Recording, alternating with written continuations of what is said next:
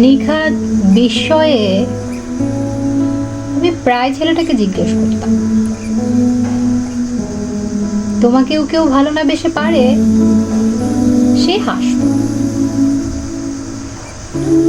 ছেলেটা নিয়ম করে তার হৃদয় ভাঙার কেচ্ছা শোনাতো। কি সুনিপুণ হাতে জনক এক ভদ্র মহিলা তার প্রেমিক হৃদয়টাকে ভেঙে চুরমার করে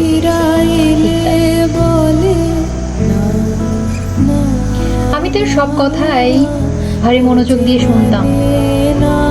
খুব ভালোবাসতাম তো, তাই বোধহয় তার পুরনো দুঃখ, নতুন ব্যর্থতা, সমসাময়িক দোটানা এবং হঠাৎ হঠাৎ মাথাচাড়া দিয়ে ওঠা তার পাগলা প্রতিটা কথাই আমায় বাধ্য করত নতুন করে তার প্রেমে পড়তে। তবুও সে ঘুরিয়ে ফিরিয়ে একটি নারীর কথা বলত, যে নারী আমি নই, যে নারীকে সে বরং ভালোবেসেছে, ভালোবেসে নিঃস্ব হয়ে গেছে, যে নারীকে নিয়ে সে জীবন কাটাতে চেয়েছিল। এমন একটি নারী যে আমি নই, যে কখনো আমি হব না। আমি সব শুনতাম,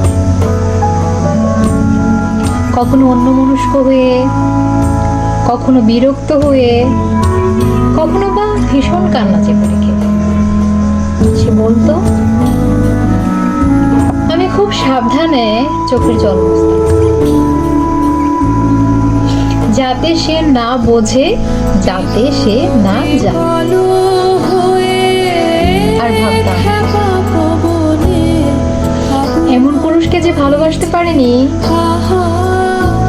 সে কি ধুলোভরা মর্তের কেউ, নাকি দেবী? তাকে আমি পাই, নতুন করে তা বলার অপেক্ষা বোধ করি রাখে। তাকে আমি পাইনি তেমন করেই, যেমন করে সে পায়নি সেই নারীটিকে।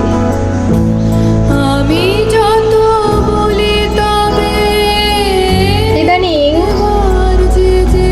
একটি চমৎকার পুরুষকে তার গপ্প খুব শোনাচ্ছি, কি করে সে আমায় ভালোবাসেনি, কি করে তাকে ভালোবেসে আমি নিঃস্ব হয়ে গেছি, কি করে তাকে একবার ছুঁয়ে দেখার আশায় আমি তপস্যা করে গেছি রাতের পর রাত।